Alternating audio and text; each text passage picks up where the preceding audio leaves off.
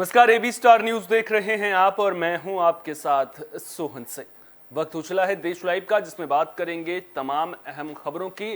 शुरुआत करेंगे तमिलनाडु से आ रही बड़ी खबर के साथ में। दरअसल तमिलनाडु के तंजावुर में दिल दहला देने वाला मामला सामने आया है। यहां मंदिर में हुए एक हादसे में 11 लोगों की मौत हो गई है।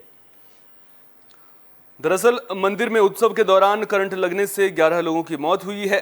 पुलिस से मिली जानकारी के मुताबिक हादसा मंदिर से निकलने वाली रथ यात्रा के दौरान हुआ। इस घटना में कई लोगों के घायल होने की भी खबर है। जानकारी के मुताबिक यह घटना कालीमेदु में अप्पार मंदिर में हुई। मंदिर से रथ यात्रा निकलने के बाद जब इसके मुड़ने की बारी आई तो ऊपर बिछे तारों के जाल की वजह से रथ को आगे नहीं ले जाया जा सका। इसी दौरान जब रथ को पीछे किया गया, उसका संपर्क हाई टेंशन लाइन से हो गया और फिर करंट पूरे रथ पर फैल गया। घटना में कुछ बच्चों की भी मौत की खबर है। जानकारी के मुताबिक घटना में 3 लोग गंभीर रूप से घायल हुए हैं और उन्हें तंजावुर के ही मेडिकल कॉलेज में भर्ती करवाया गया है। मामले की जानकारी मिलने के बाद सेंट्रल जोन के आईजी वी बालाकृष्णन और तंजावुर की एसपी रवली प्रिया घायलों को देखने अस्पताल पहुंची। तस्वीरों में रथ पूरी तरह से जलता हुआ नजर आ रहा है। तमिलनाडु के मुख्यमंत्री एमके स्टालिन के दफ्तर की ओर से इस घटना की जांच के आदेश दे दिए गए हैं। साथ ही हादसे में मारे गए लोगों के परिजनों के लिए 5-5 लाख रुपए मुआवजे का भी ऐलान किया गया है।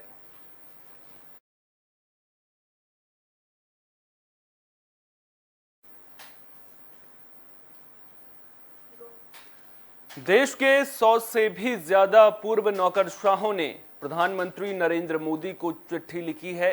देश की मौजूदा स्थिति को लेकर नाराजगी व्यक्त की है और प्रधानमंत्री से अपील की है कि जो हिंसा का माहौल देश में देखने को मिल रहा है, उस पर लगाम लगाने के लिए उचित कदम उठाए जाएं। तो देश के 100 से भी ज्यादा पूर्व नौकरशाहों ने प्रधानमंत्री नरेंद्र मोदी को चिट्ठी लिखी है और चिट्ठी के जरिए देश में नफरत की राजनीति को रोकने के लिए कदम उठाने की अपील की है। पूर्व नौकरशाहों ने उम्मीद जताई है कि प्रधानमंत्री नरेंद्र मोदी नफरत की राजनीति को खत्म करने की दिशा में काम करेंगे। पूर्व नौकरशाहों ने चिट्ठी में कहा है कि हम देश में नफरत से भरी तबाही का उन्माद देख रहे हैं, जहां बलि की वेदी पर न केवल मुस्लिम और अन्य अल्पसंख्यक समुदायों के सदस्य हैं, बल्कि संविधान भी है। चिट्ठी में पूर्व नौकरशाहों ने कहा है कि पूर्व लोक सेवकों के रूप में हम आमतौर पर खुद को इतने तीखे शब्दों में व्यक्त नहीं करना चाहते हैं, लेकिन जिस तेज गति से हमारे पूर्वजों द्वारा तैयार संवैधानिक इमारत को नष्ट किया जा रहा है, वो हमें बोलने और अपना गुस्सा और पीड़ा व्यक्त करने के लिए मजबूर करता है। चिट्ठी में यह भी कहा गया है कि पिछले कुछ सालों और महीनों में कई राज्यों असम, दिल्ली, गुजरात, हरियाणा, कर्नाटक, मध्य प्रदेश, उत्तर प्रदेश और उत्तराखंड में अल्पसंख्यक समुदायों, खासकर मुसलमानों के प्रति नफरत और हिंसा में बढ़ोतरी ने एक भयावह नया आयाम हासिल कर लिया है। दिल्ली को छोड़कर इन राज्यों में बीजेपी की सरकार है और दिल्ली में पुलिस पर केंद्र सरकार का नियंत्रण है। प्रधानमंत्री नरेंद्र मोदी से अपील की गई है कि आजादी के अमृत महोत्सव के दौरान ही इसको लेकर के कुछ सकारात्मक कदम उठाए जाएं और सबका साथ, सबका विकास और सबके विश्वास के पहलू पर ही आगे की दिशा में देश को बढ़ाने का काम किया जाए।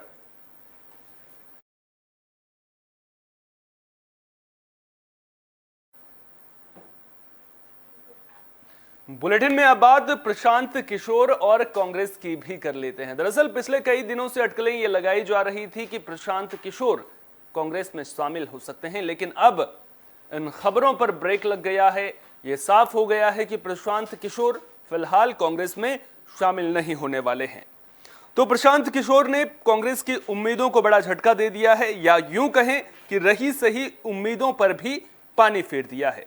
कई दिनों से अटकलें ये लगाई जा रही थी कि प्रशांत किशोर कांग्रेस में शामिल हो सकते हैं, लेकिन अब प्रशांत किशोर ने इन खबरों पर पूर्ण विराम लगा दिया है।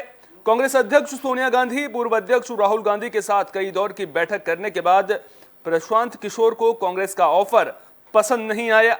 16 अप्रैल से अब तक पीके की सोनिया गांधी के साथ आधा दर्जन से ज्यादा बार मीटिंग हुई, लेकिन नतीजा 0 निकला और प्रशांत किशोर ने हाथ का साथ नहीं थामने का फैसला ले लिया। प्रशांत किशोर के कांग्रेस से नहीं जुड़ने की जानकारी सबसे पहले पार्टी के प्रवक्ता रणदीप सुरजेवाला ने दी। उन्होंने कहा कि पीके के प्रेजेंटेशन और उनसे चर्चा के बाद कांग्रेस अध्यक्ष ने एक एम्पावर्ड एक्शन ग्रुप 2024 का गठन किया और उन्हें पार्टी में तय जिम्मेदारी के साथ शामिल होने का ऑफर दिया। उन्होंने इनकार कर दिया। हम उनकी कोशिशों और उनकी सलाह की सराहना करते हैं। ऑफर से इनकार करने के बाद प्रशांत किशोर ने भी ट्वीट किया। उन्होंने कहा कि मैंने कांग्रेस में शामिल होने और चुनाव की जिम्मेदारी लेने से इनकार कर दिया है।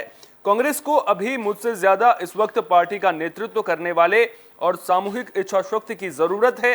पद के अलावा माना जा रहा है कि प्रशांत किशोर और कांग्रेस के बीच उनका संगठन आईपैक आ रहा था। तेलंगाना और आंध्र प्रदेश समेत कई राज्यों में प्रशांत किशोर के उन नेताओं और पार्टियों से अच्छे रिश्ते हैं जहां कांग्रेस का उससे सीधा मुकाबला है। तो पीके ने साफ कर दिया है कि वो कांग्रेस में शामिल नहीं होंगे। हालांकि अटकलों का बाजार गर्म था और ये कयास लगाए जा रहे थे कि पीके कांग्रेस में शामिल हो सकते हैं, लेकिन इसकी संभावना उस वक्त भी दूर दूर तक नजर नहीं आ रही थी।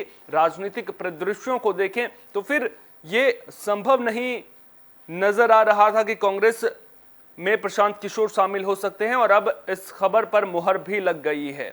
अब देखना दिलचस्प होगा कि कांग्रेस आने वाले लोकसभा चुनाव में अपनी तैयारियों को नए सिरे से किस तरह से शुरू करती है, क्योंकि कांग्रेस के लिए इस वक्त आत्मचिंतन और आत्ममंथन का वक्त है। 2 साल का वक्त 2024 के चुनाव में अभी भी बचा हुआ है, लिहाजा पार्टी को अभी से जमीनी स्तर पर जाकर 2024 की तैयारियां करनी होंगी। साथ ही साथ प्रशांत किशोर ने न सिर्फ ऑफर ठुकराया है बल्कि कांग्रेस को आईना दिखाने की कोशिश भी की है। उन्होंने जो ट्वीट किया है, अगर उस ट्वीट पर आप नजर डालेंगे तो उन्होंने कहा कि कांग्रेस को इस वक्त मुझसे ज्यादा नेतृत्व की जरूरत है। यानी कि कांग्रेस पार्टी के अंदर जो घमासान मचा हुआ है, जब तक कांग्रेस पार्टी उस पर काबू नहीं पाती है, जब तक कांग्रेस पार्टी के नेतृत्व की अगर बात करें तो नेतृत्व डामाडोल नजर आ रहा है। और जिस तरह से पंजाब की आप बात कर लीजिए, राजस्थान में भी कुछ इसी तरह की स्थिति बनती हुई पहले भी नजर आ रही थी और हालात वहां पर भी चुनाव के दौरान गड़बड़ कांग्रेस के लिहाज से ना हो जाए, इसलिए कांग्रेस को वहां पर भी आत्मचिंतन और आत्ममंथन करने की जरूरत है। देखना दिलचस्प होगा कि कांग्रेस किस नई रणनीति के साथ 2024 के लोकसभा चुनाव में और उससे पहले जिन राज्यों में विधानसभा चुनाव होने हैं वहां पर मैदान में उतरती है।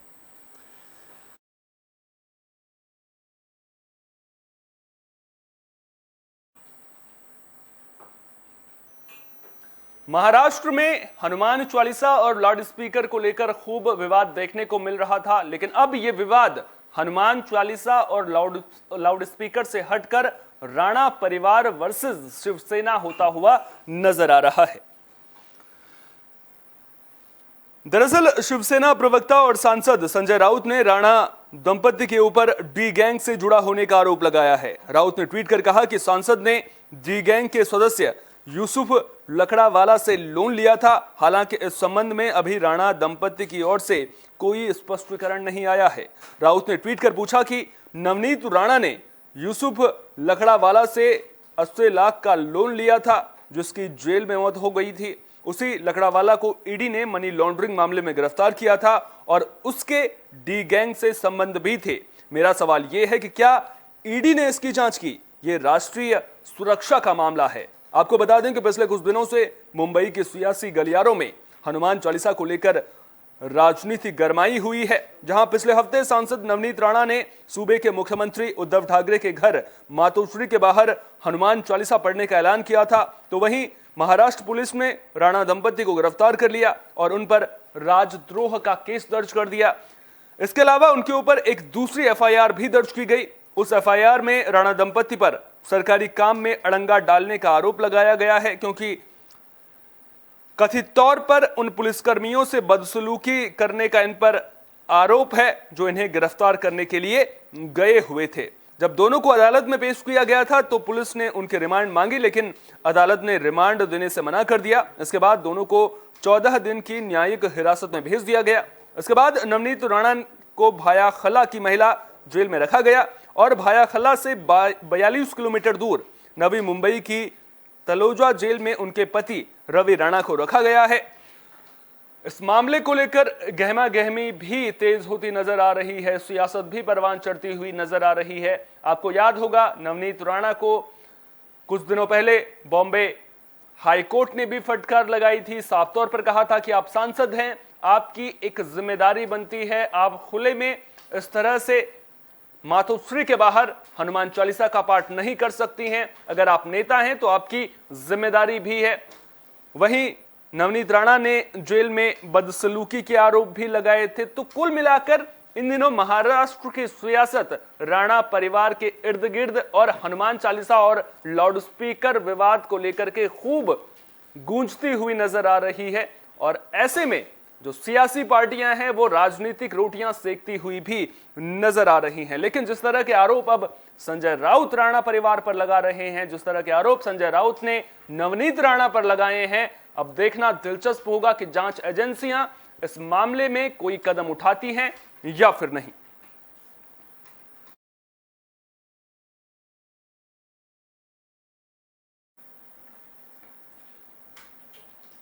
बुलेटिन के आखिर में बात कोरोना की भी कर लेते हैं। इन दिनों लोगों के मन में एक सवाल जरूर उठ रहा होगा, सवाल ये कि क्या कोरोना एक बार फिर से बेकाबू होने वाला है? क्या चौथी लहर की संभावना जो बन रही है उसने दस्तक दे दी है? दरअसल ये सवाल इसलिए उठ रहे होंगे कि क्योंकि जिस तरह से कोरोना का ग्राफ पिछले कुछ दिनों में बढ़ा है, उसके बाद इन सवालों का उठना लाजमी है और एक बार फिर से कोरोना का ग्राफ ऊपर उठता हुआ नजर आ रहा है। पिछले 24 घंटे की अगर बात करें तो पिछले 24 घंटे में 2927 मामले दर्ज किए गए हैं, यानी कि कोरोना का जो रोजाना का आंकड़ा है वो अब 3000 को छूता हुआ नजर आ रहा है।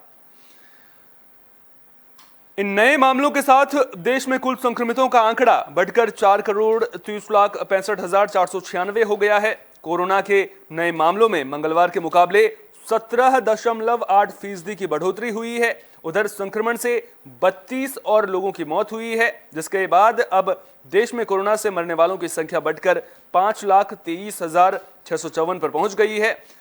केंद्रीय स्वास्थ्य मंत्रालय से मिली जानकारी के मुताबिक देश में कोविड-19 के एक्टिव केसों की संख्या भी बढ़कर 16,279 हो गई है, जो कुल मामलों का 0.04% है। यानी कि एक्टिव मामले अभी डरा नहीं रहे हैं, लेकिन जिस तरह से कोरोना का ग्राफ अगर इसी तरह से बढ़ता रहा तो आने वाले दिनों में एक्टिव जो केसेस हैं वो भी बढ़ जाएंगे। लेकिन फिलहाल राहत की बात यह है कि जितना मारक कोरोना दूसरी लहर के दौरान साबित हुआ था, उतना मारक अब नजर नहीं आ रहा है। तीसरी लहर के दौरान भी आपने देखा होगा कि किस तरह से ओमिक्रॉन के मामले बढ़े जरूर थे, लेकिन जो मृत्यु दर था वो ज्यादा नहीं था।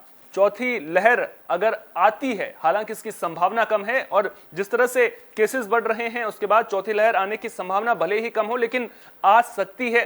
तो सावधानी बरतना बेहद जरूरी है। वैक्सीनेशन कारगर साबित होता हुआ नजर आ रहा है। वैक्सीनेशन जो हथियार के रूप में कोरोना के खिलाफ काम कर रहा है। जिन लोगों ने वैक्सीन लगवाई है उन लोगों में अगर अगर आप अनुपातों को देखें तो मृत्यु दर वहां पर बेहद कम हो जाती है।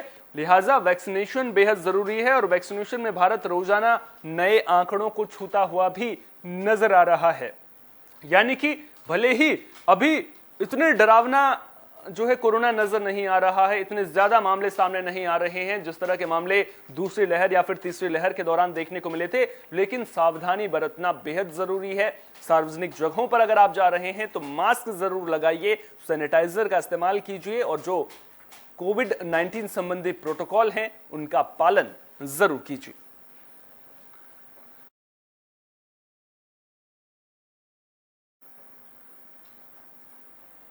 देश लाइव में फिलहाल के लिए इतना ही। देश दुनिया की तमाम अहम खबरों के लिए बने रहिए AB स्टार न्यूज के साथ, क्योंकि यहां पर खबरों का सिलसिला कभी नहीं थमता।